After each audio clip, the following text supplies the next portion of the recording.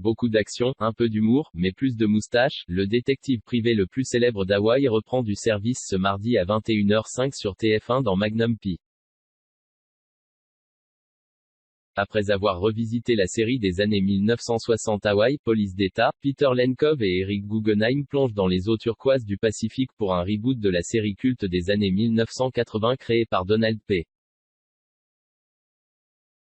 Belisario et Glenn Larson, comme dans la série originale, Magnum P suit les aventures de Thomas Magnum, un ancien militaire reconverti en détective privé, qui occupe la maison d'hôte du domaine hawaïen appartenant au célèbre et mystérieux auteur Robin Master. Alors que le Magnum des années 1980 était un vétéran de la guerre du Vietnam, celui des années 2010 est un ancien officier décoré de l'unité d'élite des SEAL de la Navy, de retour d'Afghanistan. Dans le rôle principal, Jay Hernandez a la lourde tâche de succéder à Tom Selleck, inoubliable incarnation du personnage.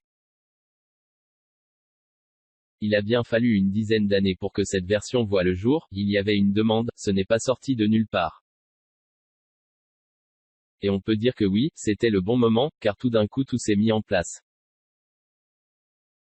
Les scénarios ont été terminés, les contrats ont été signés, ce qui n'a pas été chose facile en termes de droit, et Tom a donné sa bénédiction. Tout s'est enchaîné, confie Jay Hernandez que 20 minutes a rencontré au dernier festival de télévision de Monte-Carlo. Si j'avais un tant soit peu tenté de l'imiter, on m'aurait immédiatement descendu en flammes, reconnaît humblement l'acteur.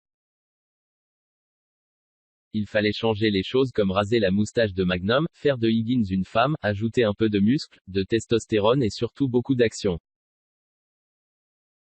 La moustache appartient spécifiquement à Tom Selleck, il fallait la lui laisser.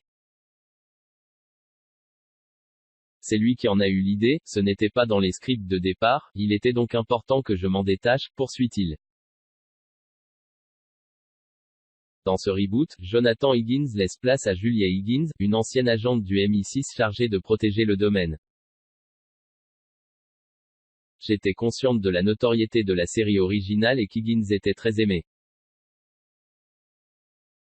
Il y avait une sorte de relation père-fils entre lui et Magnum, et on peut dire qu'il y a toujours quelque chose de ce genre entre nous. Il y a des similarités, commente la Britannique Perdita Wicks, qui succède à John Hillerman dans le rôle de l'acolyte du détective privé. À leur côté, un nouveau personnage, Kumu, qui officie comme conservatrice du domaine de Robin Master. Thomas Magnum est toujours assisté dans ses missions par deux autres vétérans, Rick Wright et T.C. Calvin. Rick est maintenant propriétaire d'un bar, tandis que T.C. est un pilote dont l'activité consiste à organiser des visites en hélicoptère des îles. Magnum consulte aussi souvent Gordon Katsumoto, un officier de la police d'Honolulu, autre nouveau venu dans l'univers du détective privé.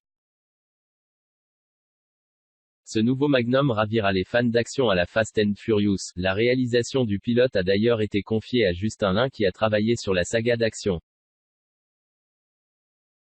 On ne compte ainsi plus les scènes de combat, les sauts en hélicoptère, les courses-poursuites, de même que les explosions de Ferrari, c'est un crime. Mais celles qui sont vraiment détruites sont des copies, elles n'ont d'une Ferrari que la carrosserie, le reste en dessous, c'est un vieux taco heureusement, précise Stephen Hill, qui joue Theodore T.C. Calvin. On a d'excellentes doublures pour les cascades, on fait pas mal de trucs, mais eux se mettent vraiment beaucoup plus en danger que nous, rassure Jay Hernandez. La série est tout aussi éclatante et pleine de couleurs, un peu espiègle. On a conservé le même esprit mais en transformant un peu les choses ça et là pour y ajouter de la saveur, estime Jay Hernandez. Une saison 2 a d'ores et déjà été commandée par CBS pour les nostalgiques des chemises hawaïennes, du second degré et de la moustache de Thomas Magnum. Notez que TV Braze lui consacre 2 soirées les mercredis 8 et 15 janvier.